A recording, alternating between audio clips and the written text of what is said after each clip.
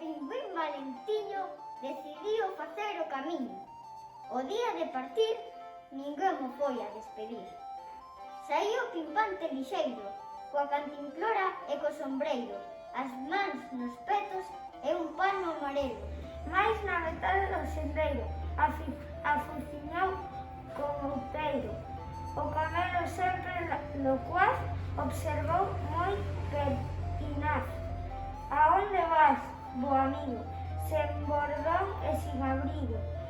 Cubriuno cunha capa e obsequiouno cunha caxata. Un pouco menos lixeiro, coa cantimplora e co sombreiro, unha man no peto, un pano amarelo nos sombreiros, unha capa e aferrada a casata.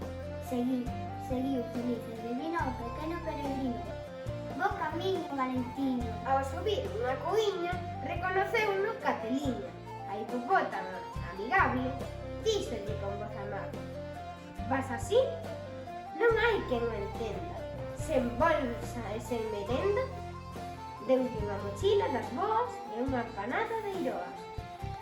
Mais pasado que lixeiro, coa cantimplora e co sombreiro, unha man no peto e un pano amarelo.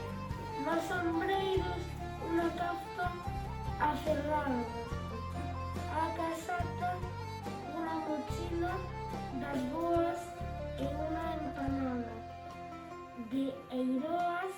Así seguían firme como piñeiro, o noso pequeno romeiro.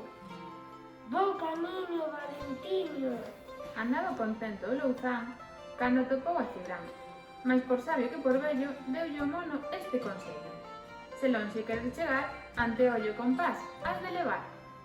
Regaloulle uns de prata do tesouro dun pirata.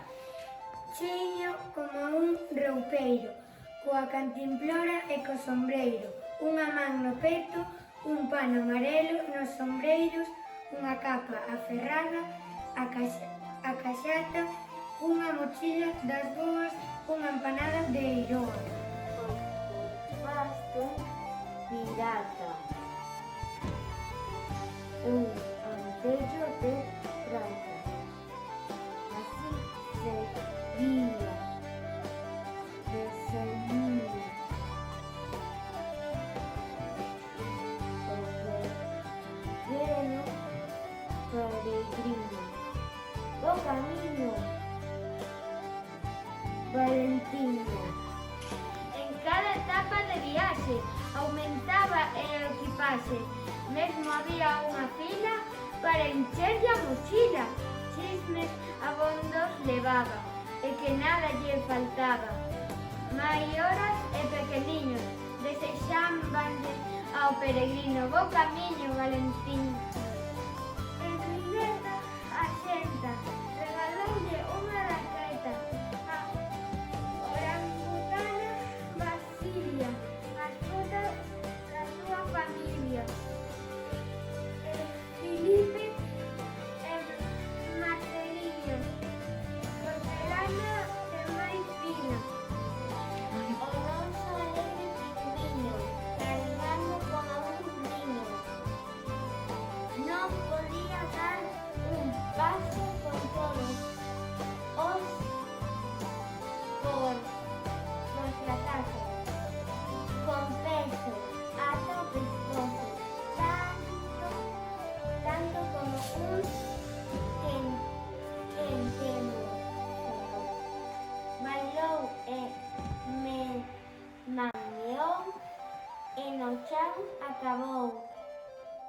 Cos pés cara ao ceo e as costas no terreo.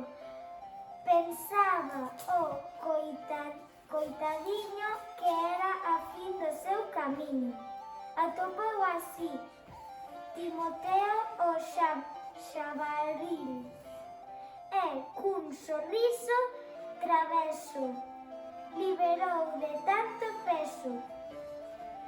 Valentiño botou un suspiro satisfeito e agradecido e regaloulle ao momento todo o seu cargamento.